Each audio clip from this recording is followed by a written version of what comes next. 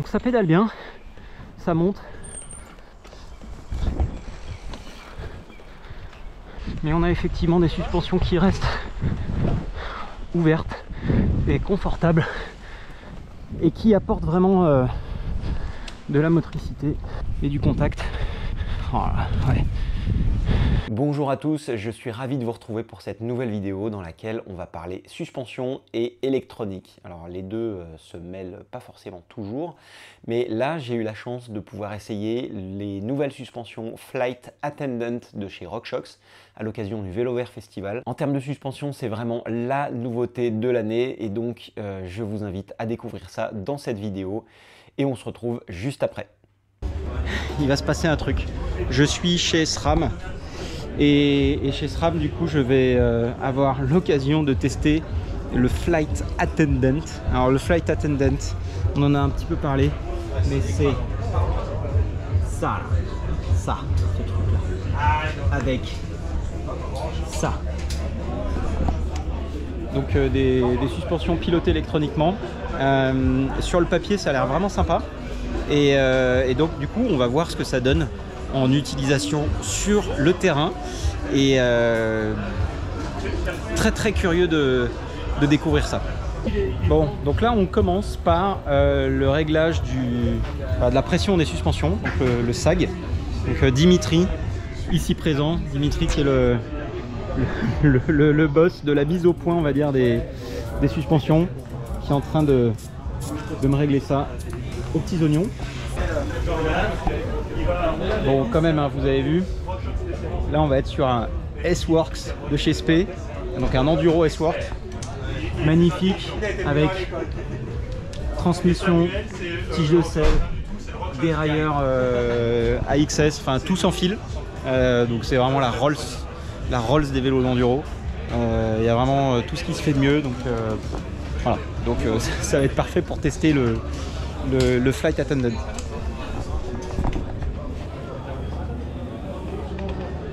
Le but c'est que là, une fois qu'on a fait ton SAG, vu qu'on a un accéléromètre dedans, la fourche, l'accéléromètre va servir à la fois à détecter le choc et en même temps à détecter l'inclinaison de la pente. Du coup là, maintenant qu'on a fait ton SAG, on va devoir calibrer le système et lui indiquer du coup qu'est-ce qu'il doit considérer comme étant l'horizontale avec le SAG et qu'est-ce qui est considéré comme 25 degrés sans toi dessus. Donc là tu dois appuyer sur deux boutons en même temps, tu vas maintenir ta position et quand la diode blanche va avoir terminé de clignoter très rapidement, tu vas descendre du vélo et on va mettre le vélo de côté jusqu'à ce qu'il n'y ait plus les petites diodes rouges qui vont être allumées pour me dire penche encore un peu plus, penche encore un peu plus, top, arrête de pencher et après clignote rapidement, diode verte, tu peux aller rouler. Donc c'est la calibration de l'accéléromètre, c'est comme sur un, je sais pas, un iPhone ou un truc, tu n'es pas obligé de faire un 8 comme un kilo, tu vas dessus. Donc là tu bouges pas, descends du vélo. Et là tu vois, on va devoir incliner le vélo. Et tant qu'on a une diode rouge, on incline encore un peu, hop, on arrête. Green, go, tu peux aller rouler. Génial. Sur le système, en gros tu vas avoir deux modes. Un mode qui va être automatique, un mode qui va être manuel. Le mode manuel, c'est toi qui vas choisir de changer le mode des deux suspensions en même temps, amortisseur plus fourche. C'est juste toi avec un bouton, tu fais ouvert, plateforme, fermé, ouvert, plateforme, fermé. C'est tout. Et c'est juste manuel. Et tu as après un mode qui est le mode automatique, avec la louquette verte. Dans ce cas-là, le système va juste détecter si tu es en train de pédaler, si tu es sur du plat, sur de la montée ou en descente, et si tu es en train de te prendre des chocs ou pas. Et le système va de lui-même décider de t'aider au pédalage. En descente, il te laisse faire ta vie. En descente, tu es avec ton vélo tel que tu l'as réglé, sans compromis pour la descente. Tu roules, tu t'éclates. Par contre, il va voir que, tiens, tu es en train de pédaler, ok, attends, je vais t'aider, je te mets en mode plateforme sur les deux. Ah, t'es sur une route forestière, ok, c'est bon, je te mets en mode lock sur les deux. Ou tiens, tu es sur une portion un peu technique, tu es en train de taper des pavasses à l'avant, mais tu as quand même besoin un peu de support. Je laisse l'amortisseur en mode plateforme, je laisse la fourche en mode ouvert, comme ça au moins tu ne viens pas taper contre les pavasses. Et le système le fait tout seul. Quand tu es en mode du coup automatique, tu as toujours en tant qu'utilisateur la possibilité de prendre le pas sur le système et de dire attends, laisse-moi faire tout de suite, tu vas te mettre dans le mode que j'ai présélectionné, tu appuies 2 secondes et là tu forces le système à aller sur un mode que tu auras présélectionné avec l'application. Un coup, bam, tu repasses en mode automatique. Ok, donc c'est 2 secondes et après 1 seconde. Exactement. Ok, super. En tant qu'utilisateur, du coup, tu vas pouvoir régler plusieurs choses depuis la fourche. En mode automatique, tu vas avoir la première lumière violette qu'on appelle le bias. Le bias, c'est la tendance du système à être plutôt sur des modes un peu souples ou plutôt sur des modes un peu fermes. Dans un cas, il va être plutôt à être sur les modes ouvert, plateforme et fermé si vraiment tu es sur la route bitumée. Dans un autre cas, il va être en mode ok, tu veux pédaler, je te mets en mode bloqué dès que je peux mettre en mode bloqué et joue vraiment quand tu descends. Voilà. Et toi, donc en tant qu'utilisateur, tu peux le sélectionner. Donc là, on va commencer sur un certain réglage. Là, tu es en mode le plus souple. Et là, tu es sur les modes plutôt fermes. Tu vas pouvoir accéder à tes réglages de compression basse vitesse pour la fourche. Donc là pour l'instant on va commencer en mode ouvert. Et tu vas pouvoir accéder à tes réglages de compression basse vitesse pour l'amortisseur. Donc tout depuis la fourche, sachant que le système ne jouera pas sur les compressions pour amortir plus ou moins un obstacle. Il est là vraiment pour t'aider au pédalage. Ok, oui, bien. Le réglage du rebond, tu le fais toujours en externe avec la même molette qu'on avait d'habitude pour l'amortisseur et la molette qu'on a également sous la cartouche. Et roule. Bon, là on sort du salon. J'ai déjà pu faire quelques mètres. Et déjà on entend un peu le... Voilà, la suspension qui se verrouille. Alors, on descend. Ok. Très bien. Très bien. Voilà. C'est marrant. On a déjà pu voir sur une toute petite descente, une toute petite montée, que le système est actif, opérationnel, et qu'il y a un peu de bénéfice tout de suite. Voilà, donc là on est sur le plat. Hop. On est sur le plat. Si j'appuie un petit peu, voilà. Si j'appuie un petit peu, je sens bien que les suspensions sont plus fermes. Voilà. Et par contre, j'ai quand même des suspensions qui sont ouvertes dès qu'il y a des chocs, hein, notamment en descente. Voilà. Donc là, j'ai quand même la chance d'être avec Dimitri qui est là et qui va un peu me faire mon éducation pour un petit peu comme dans l'œnologie, m'expliquer mes ressentis. Là par exemple, Dimitri, on a ces petites traces de tracteur. On m'a expliqué que c'était exactement pour ça qu'avaient été faits les Buttercup. C'est exactement l'image qu'on a du type de vibrations qui sont atténuées justement par ces espèces de petits tampons en élastomère. Ok. On n'est pas encore vraiment sur des chocs. Ah ouais. Pas vraiment besoin encore d'hydraulique pour vraiment filtrer. Mais là c'est vraiment juste des petits cylindres de bloc en fait qui vont nous permettre d'atténuer justement ces vibrations. D'accord. Et justement ces vibrations qui généralement sont pas ou peu filtrées ou amorties par la suspension. Bah, en fait ce qu'il faut voir c'est que ça crée très peu d'énergie. Donc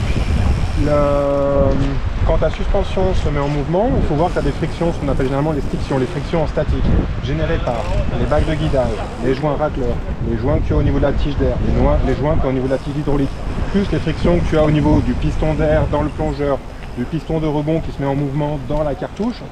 Tout ça, ça génère des frictions qui généralement crée un petit peu trop de friction justement pour pouvoir être efficace sur ces petites vibrations. D'accord. Et justement, les buttercups ne nécessitent de mettre en mouvement que les joints racleurs et les bacs de guidage. Et c'est juste les slant blocks qui vont servir sur un petit mouvement, mais qui du coup suffira à atténuer déjà ces vibrations. Donc vous voyez, c'est quand même un luxe d'avoir quelqu'un comme Dimitri qui vient nous expliquer dans le détail comment tout ça fonctionne. Parce que je pourrais très bien être là en train de dire « Ah génial, ouais, c'est confortable, ouais, ça marche bien, les suspensions sont bien réglées et tout ça ». Mais pouvoir avoir des mots dessus, c'est quand même vraiment, vraiment appréciable. Donc là, on rentre dans un petit champ de racines en sous-bois. Excellent moyen de voir en fait le déclenchement des suspensions. Ouais, c'est vraiment confort hein, quand même.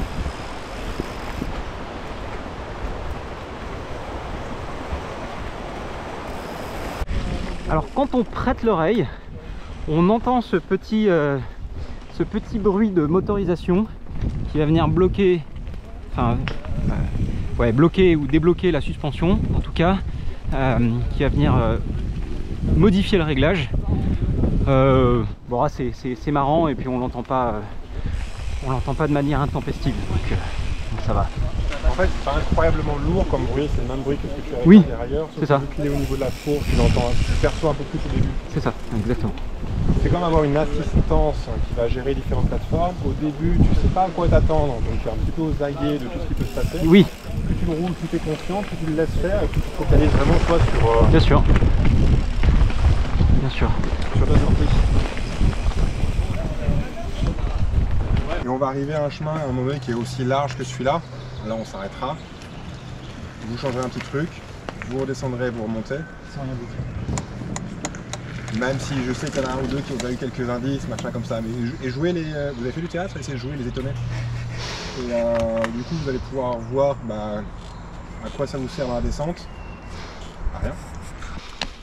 Bon, là, on arrive sur la petite portion de test où on a le système qui va se verrouiller, déverrouiller, verrouiller, déverrouiller. Voilà. Donc là, c'est verrouillé.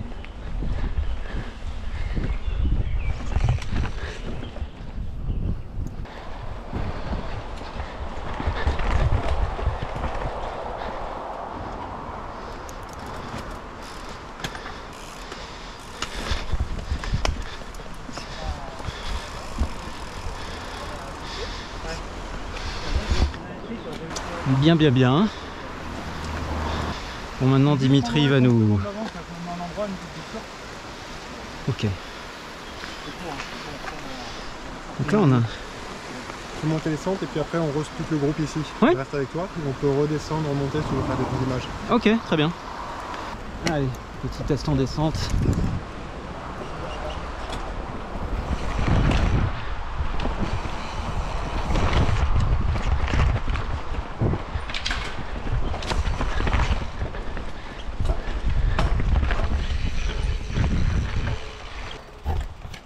Qu'est-ce qu'on a là? Ça saute? Ah, c'est là. On est sur le bois.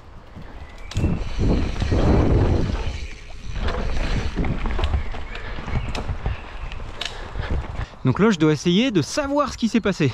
À part dire ça marche et à part dire c'est cool, faut qu'on m'explique, faut qu'on m'affine. Et du coup Dimitri est là pour nous expliquer tout ça. Il doit y avoir un mode intermédiaire.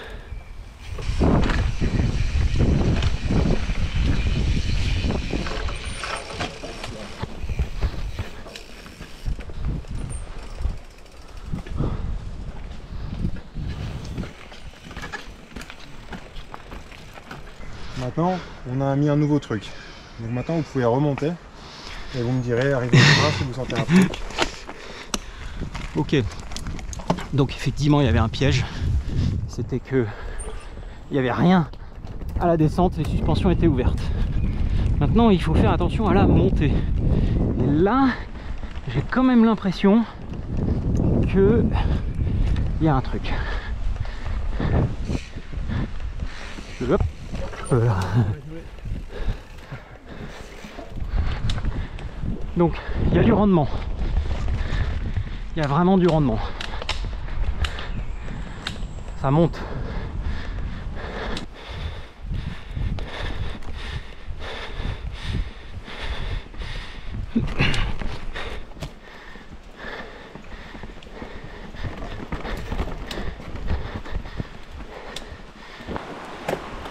Alors c'est assez fou, c'est assez intéressant parce que on a une suspension qui...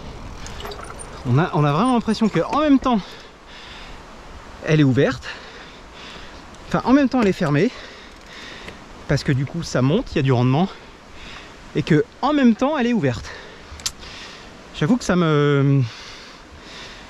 c'est assez surprenant comme sensation. Celui qui est assez cool.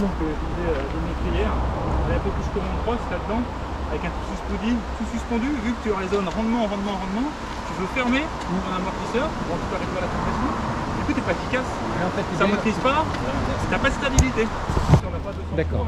Donc ce que j'ai ressenti, c'était bien ça, c'est fermé mais en même temps c'est ouvert. Et donc pourquoi est-ce que ça, il y a une bonne sensation? C'est parce qu'en fait on a du grip, on a de la motricité. Donc ça ouvre, en gros c'est mi-ouvert, et donc ça ouvre pour permettre au choc de ne pas nous éjecter, et ça ferme pour avoir un peu du rendement. Mais du coup c'est un entre-deux qui est vraiment intéressant. Donc là je vais me refaire une session. Maintenant que j'ai compris en fait ce qui s'était passé, je vais refaire une session et je vais pouvoir...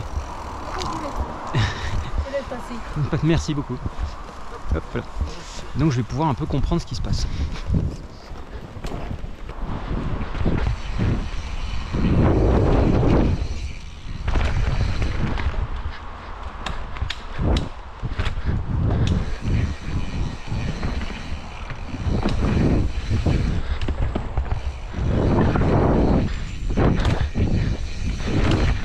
Donc à la descente, hein, c'est ouvert.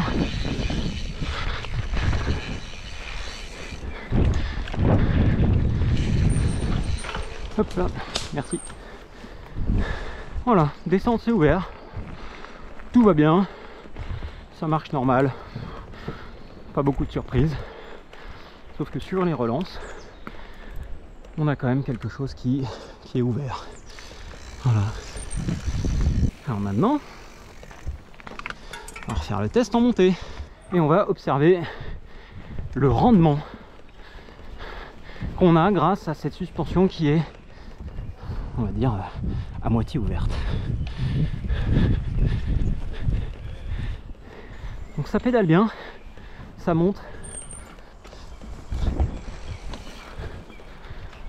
Mais on a effectivement des suspensions qui restent ouvertes et confortables et qui apportent vraiment de la motricité et du contact. Voilà, ouais. Et donc on entend hein, les petits et ouais, et ouais. Donc c'est un peu le meilleur des deux mondes.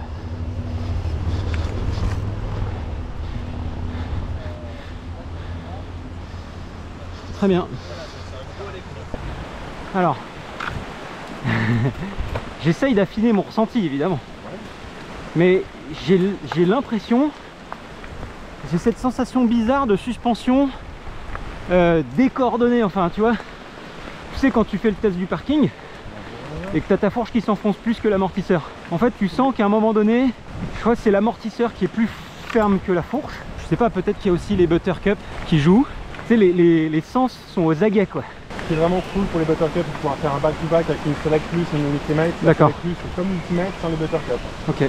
Bon, sans les bacs de guidage pro, machin, c'est bordel. D'accord. Et est-ce qu'on peut upgrader une fourche démunie de buttercup avec des buttercup? Alors, non. En fait, ce qu'il y a, c'est que Pike et Lyric, c'est des tout nouveaux châssis. Ouais. Tout nouveau technologie. D'accord. Tout nouveau filter. Il y a un pote qui est venu rouler en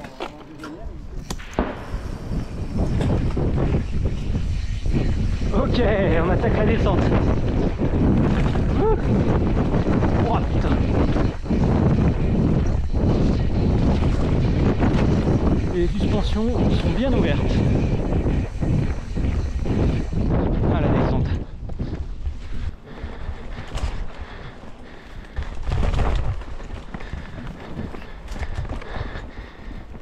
Oui, donc on voit bien le mode plateforme. Donc c'est ouvert avec de la motricité. Effectivement là, on voit quand même bien l'intérêt du système parce que on a quand même besoin que la suspension évidemment soit ouverte pour filtrer un petit peu tout ça, pour garder l'adhérence sur les racines.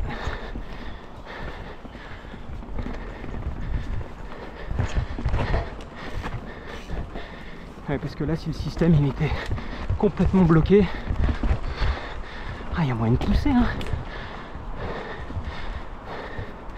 Vraiment sympa. Allez, j'attaque un peu la descente.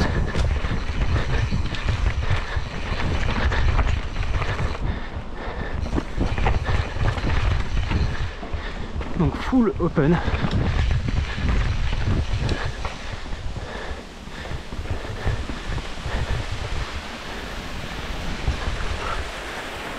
Ce qui vient de se passer, c'est que donc j'avais cette espèce de portion qui était faux plat montant avec plein de racines, plein de cailloux, sur lequel évidemment j'avais besoin de toute la motricité du train arrière et de l'efficacité de la suspension.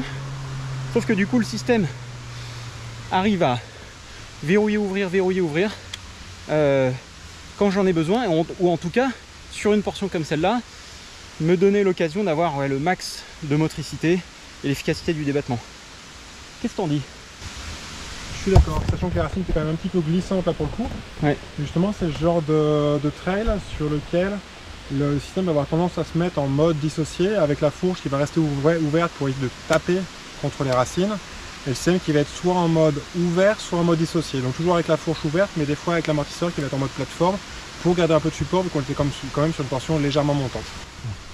Ok, bon c'est là où l'expérience et l'expertise de Dimitri sont vraiment un gros atout, puisque ce qu'il vient d'expliquer c'est que la fourche et l'amortisseur fonctionnent de manière dissociée, et donc du coup il y en a un qui est ouvert, un autre qui est fermé, et ça c'est un cran au-dessus, donc il faut apprendre à percevoir ça. Mais ce que je trouve vraiment intéressant, c'est que on s'en rend pas compte, c'est-à-dire on voit que ça roule, on voit que ça avance, on voit que ça fonctionne, mais on n'est pas là en train de se dire tiens, il se passe ça, et c'est plutôt positif parce que du coup le système se fait vraiment oublier. En tout cas avec le peu là d'expérience que j'ai, je trouve les premières impressions vraiment intéressantes. Bon, on va continuer. Bon. Rien de dangereux dans la descente, quelques petites crevasses, quelques petites palettes. Ok. Bon, allez.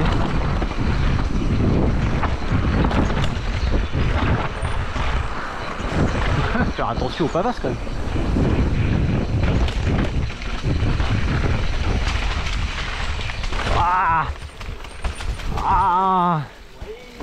On déteste ça.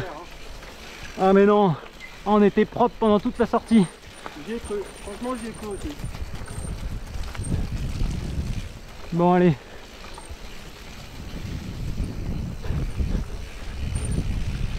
Allez, après ça c'est bon.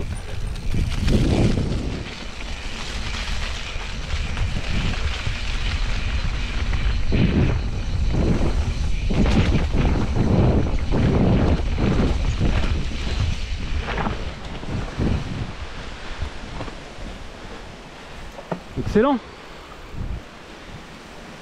Excellent.